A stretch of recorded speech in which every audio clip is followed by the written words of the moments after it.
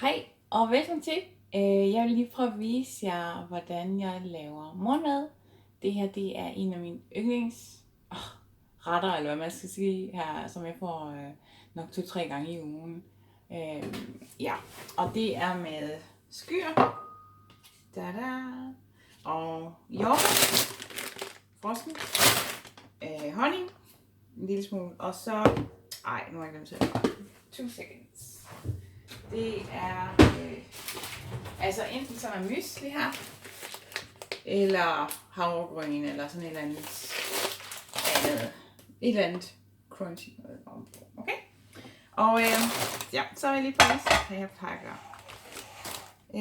Jeg tager min vægt, og så en lille skål, og så er det bare lige op på det her. Så er det 100, jeg skal lige tænde den. Ja, så tager jeg 150 gram, cirka. Det er sådan, halvanden deciliter og sådan noget. Okay. Er det ikke sådan cirka der? Jo, så er der også noget på skeen. Ja. Sådan. Det ser sådan her ud. Så meget. Okay. Og så har jeg glemt noget andet. Det er, at jeg bruger sådan noget. Det her, det er bare et eller andet, jeg købte i Lidl. Okay, Lidl, billig. Ja.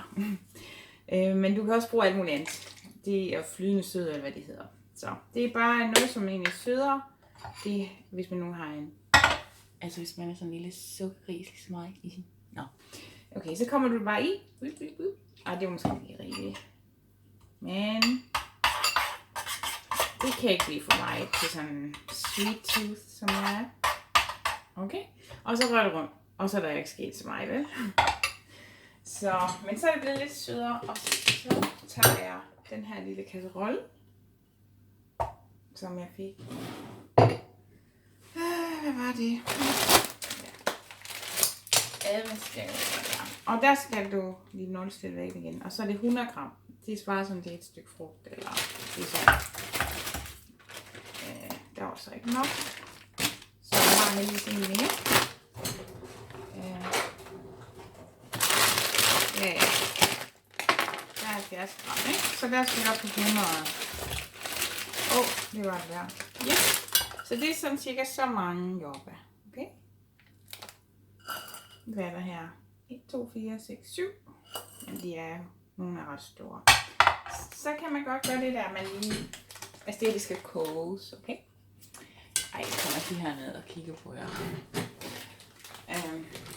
I kan se mit fat face. Så gør man det, at de her skal koges, ligesom hvis man koger æblegrød, eller jordbærgrød, hvis der er nogen af jer, der kender det, eller prøv det. Det kan også godt være, det er lidt mormoragtigt.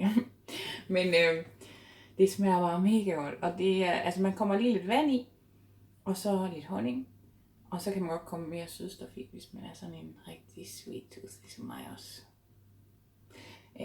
Man kan også lade være og vende sig fra det måske. Jeg synes, det er lidt svært, så jeg kommer både honning. Man kan sige, man kan også bare komme det her i, som hvor der nærmest ingen kalorier i. Det er vi faktisk ikke. Eller 100 kalorier, det står der. 0 calorie. Low calorie sweet, men der står faktisk ikke mange af, så der er nok nærmest ingenting i det her. Og så smager det sødt, og man har ligesom ikke kommet ekstra kalorier i, for at få det til at smage sødt. Men ved du hvad? Det har jeg prøvet, og det smager ikke særlig godt. Altså så bliver det virkelig sådan en kunstig smag. Men man kan jo godt bruge det sådan, synes jeg, til at tilsætte, hvis man gerne vil have det ekstra sødt. Ikke? Men man kan også lade være. Og så sige, ved du hvad? Jeg skal bare vende mig til at have så meget sødt. Cool, good luck with that, siger jeg bare. Nå, prøv at se her. Så skal der bare lidt vand i det her. Det kan I så ikke se. Sorry, vand er lidt. Der er et eller andet også vand her. Se? Okay, så det er nok sådan en spiseske, cirka, er det ikke? Jo, cirka. Det kommer ikke så nøje, det er mere for, at du ved, når man skal sætte det i gang, når man skal sætte det i gang med at koge, så er det rart, at der er lidt væske ved, fordi at, du ved, så det ikke begynder lige pludselig at brænde lidt på, og sådan. Så har det ligesom noget at starte op med, ja. Men jeg kan prøve at tage jer med over til komfuret, eller hvad det hedder, gasblussen. Ja, og så kan I se, hvordan det foregår. Okay? Godt. Bum, bum, bum, bum, bum, bum. Ja, der. Hej, så er jeg tilbage. Og heldigvis har jeg ikke tændt nu, fordi ellers stod mit hår i flammer. Så vi venter lige lidt med det. Men nu skal vi have gang i den her gasblus, okay? Vi ser, om vi kan få det tændt, uden det hele eksploderer. Ja, det går også det. Godt. Ja, på med kasserolle og det hele, og så skal vi bruge det her honning. Prøv at se, hvem der laver det. Altså, det er jo bierne, ikke? Okay? Men altså...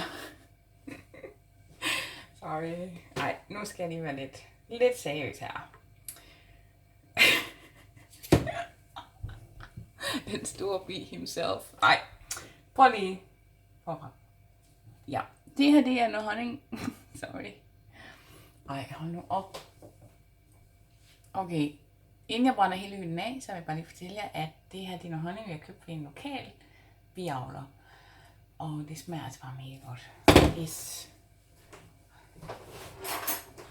Så det jeg gør, det er, at jeg tager lige bare sådan en teskede i. Okay? Og det er sådan en 7 gram, altså, hvis man vejer det. I med det. Prøv at se, hvor hurtigt det begynder at koge.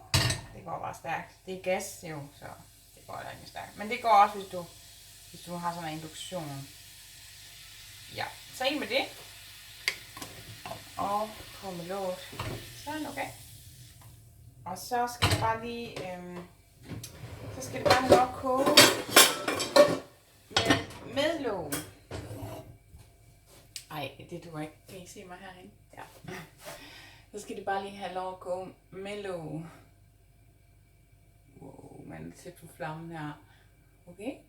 I 2 minutter eller sådan noget. 3 minutter skal det nok gå. Men man kan sådan lige kigge til det, og så, det koger faktisk nu. Og prøv at se her, kan I se det, hvordan det bobler. Ja. Og så, man behøver egentlig ikke røre det. Men det er jo mere lige for det der honning, for det ud.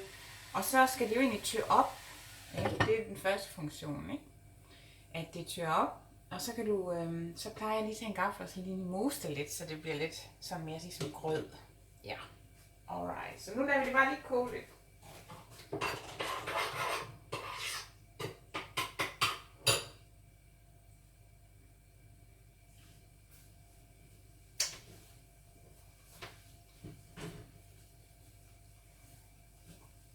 Ja. Da, da, da, da, da, da, da, da, da. Okay. Sådan. Prøv at se. Det er nok stadigvæk. Jeg tror stadig, det er lidt frossen. Ja, det er også. Kan jeg mærke. Ja. Så skal det lige have lidt længere. Men når de begynder at tørre op, de her bær, så kan man sådan lige mose med den her kaffe her. Altså det er jo for, at man ikke skal til at bruge sådan en startblender. Og det skal hen. Det her det er jo noget, man laver tit sådan om morgenen, okay? Og ej, hvor er det til, at jeg ikke kan se her. Kan jeg ikke dreje den her lidt? Hej. Hej. Kan vi gøre sådan? Nej. Må det være lidt. 2 seconds. Wow, jeg skal på, at den ikke falder ned.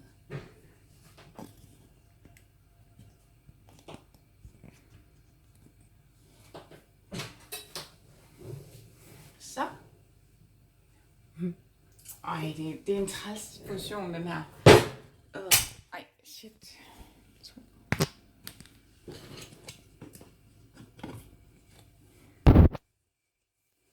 Jeg siger nu, det gav den anden vej. Ej, den skal ikke falde af. Hunden. Sådan, tror jeg. Okay, så kan I bedre se mig nu måske. Okay, sådan.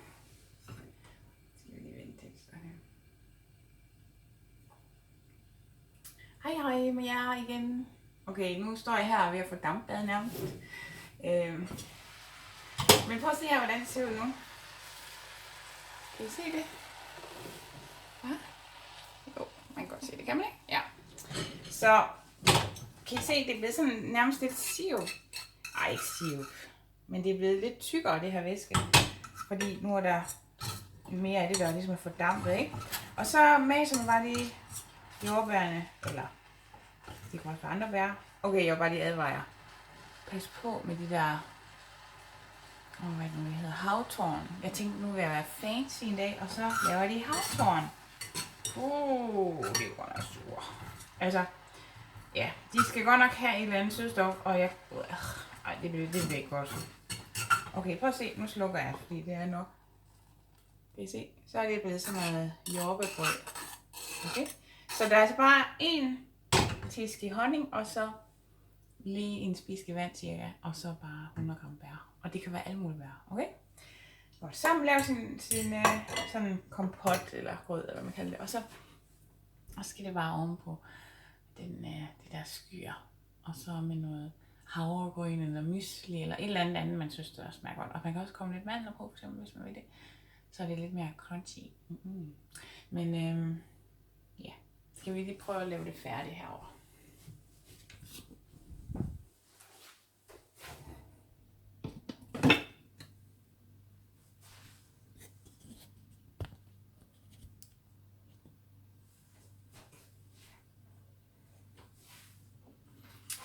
Ja, så er jeg tilbage. Og så er jeg tilbage. Okay, vi prøver lige at lyde lidt mere normalt. Det her er jo mit skyr med mit skyr, ikke andres, okay? Mit skyr. Og så med... hvad er det? Og så med det her flydende sukkererstatning. Hvad er der egentlig i? Det står på arabisk, tror jeg. Nå. Vand? Okay. Der er mere i. Der er alt muligt. Der er mange forskellige slags, skal jeg se. Det tager vi lige en anden dag, okay? Og altså bliver det vist lidt for kedeligt. Jo.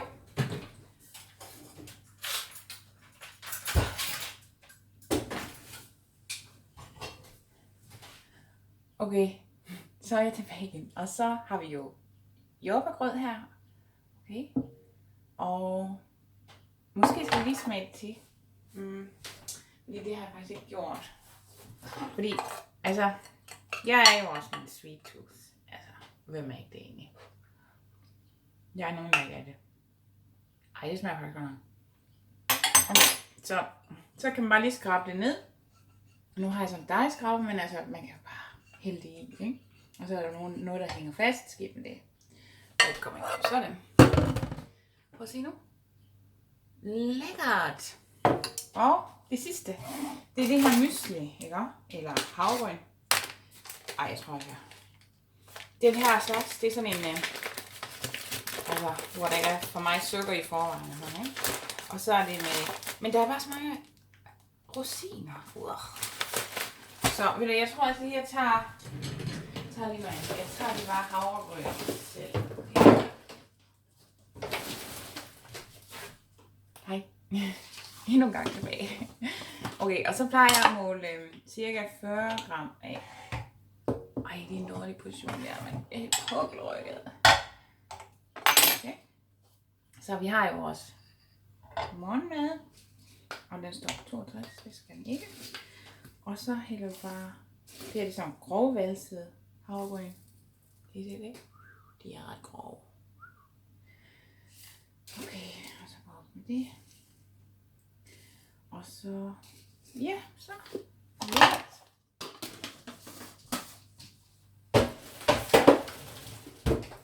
Okay, så kan man godt tilføje lidt nødder. Det giver ekstra kalorier, hvis man nu gerne vil tabe sig, ligesom jeg vil. Man kan lige tænke over det, om man vil have de ekstra kalorier, fordi... nu kan jeg jo ikke se, hvor mange kalorier der er, men det burde jeg også vide. Men jeg kan sige, i nødder, ikke, der er rimelig mange kalorier, fordi der er meget fedt i nødder.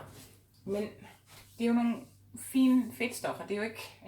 Det er jo mere det der med, at kalorier, okay? Når det er, man gerne vil tabe sig. Men okay, ved du, vi tager 10 i, det er 10 gram. 10 gram, yes. Og der er næsten 10. Yes, der er faktisk 10.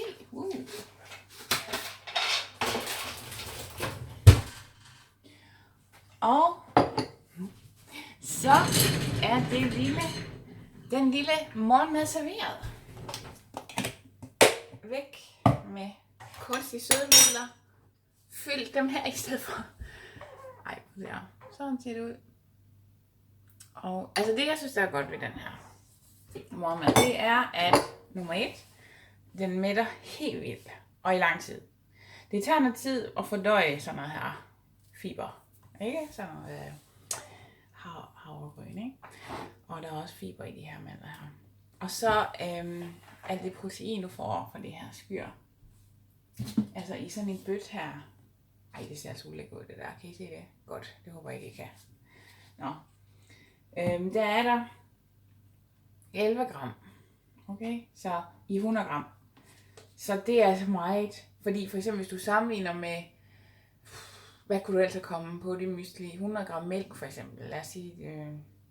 Så der er der 3,5 gram protein i samme mængde. Så der kan du godt se, at der er virkelig meget protein i det her. Og protein, det er det, der mætter allermest af fedt og kulhydrater. Protein, det mætter mest. Det er det, man har fundet ud af ved at teste af simpelthen. Ja.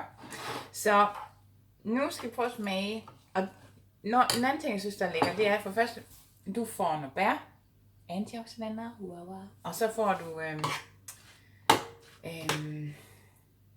du får det her, altså smagsoplevelsen. Det her med, du får noget varmt og noget koldt. Det er varm grød, og så får du sådan kold mysli.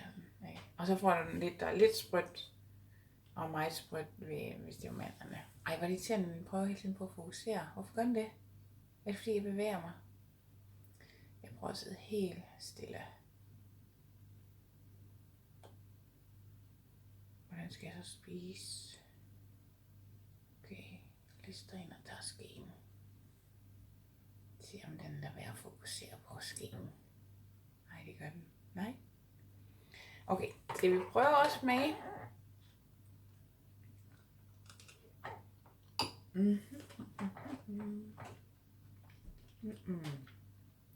Jordbærsmag, sprøde mandler. Altså der er virkelig noget tyk i, fordi der er også det der havregryn. Og så det der syrlige fra skyr. Og jeg ved ikke, om I har prøvet nogle forskellige slags. Jeg køber faktisk tit den her, fordi den er tilgængelig overalt. Men jeg kan faktisk rigtig godt lide den der Lykke Mose, tror jeg den hedder. Jeg kan ikke huske, om det er Netto, der har den. Men den her, den kan du bare finde alle vejen. Så derfor bliver det tit den, fordi man gider heller ikke at rende hele byen rundt for at finde en bestemt slags skyr. Og det gider jeg i hvert fald ikke. Så derfor bliver det tit den. Men den er også god. Men den anden, den er sådan mere, den har ligesom lidt andet smag, og sådan, den er ikke så fast i det, som den her, den er. Men jeg synes, den er god. Så det er no criticism. Så.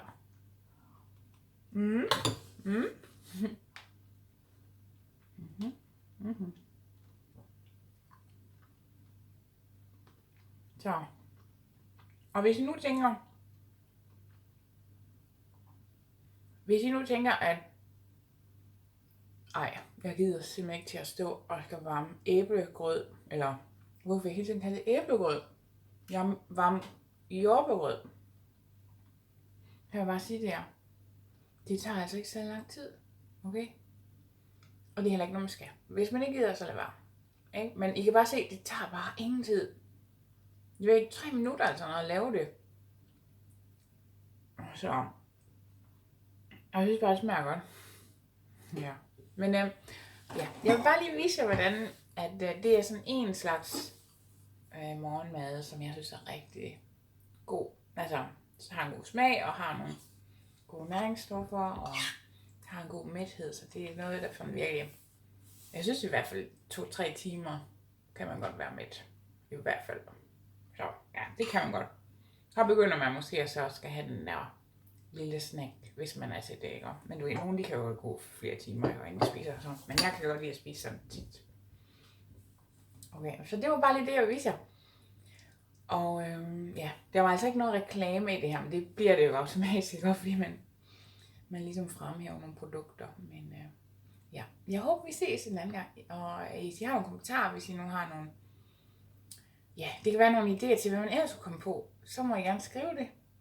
Det kan være, ja, så kan vi inspirere hinanden. Du ved, man kan godt nogle gange sidde lidt fast i det. Man tager bare det samme og det samme og det samme. Fordi man ved, det smager godt, man skal ikke til at tage stilling til noget helt nyt.